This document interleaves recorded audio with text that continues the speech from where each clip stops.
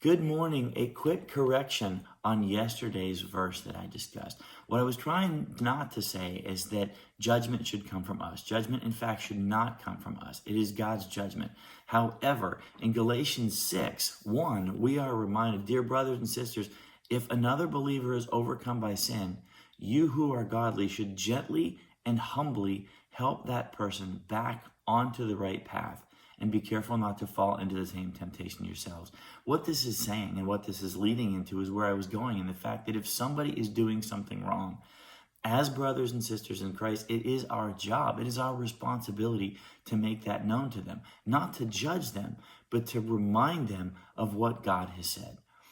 Other places in the Bible, it actually refers to this as saying that if we don't sin, if we don't bring their sin up to them and let them know and guide them, show them where they're making an error in their ways, that their error actually becomes part of our responsibility because we didn't do our part in showing the love to them that we should have by helping them to get back where they should be. That's where I was going. And in fact, Maria, thank you so much for reminding me of that.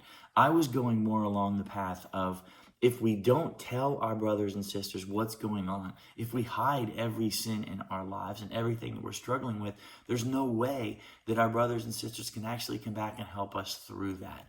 So I was looking on removing the mask, but in reality, the second part of that is, in fact, that when I remove the mask and when I tell somebody that I am having this problem or wrestling or struggling with this situation, that as a follower of Christ, it is up to that person's responsibility to then acknowledge and help me through it, not to ignore it. Likewise, it's my responsibility, if I see somebody struggling in something, to go and help them and to show them Christ's love by being there for them, such that they don't feel like they're being judged by me, but they feel God's love through me so that they can stand better and do the right thing and avoid God's judgment.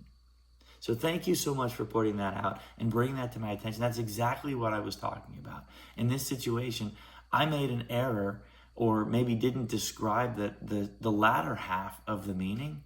And Maria, thank you so much for pointing that out to me and reminding me of that. That's exactly what we're called to do, and a perfect lesson. So now go ahead and post down below that you helped me through that. I appreciate it. Thank you so much. Everybody have a great couple hours maybe, and we'll see you as soon as I get to today's verse. Have a great day.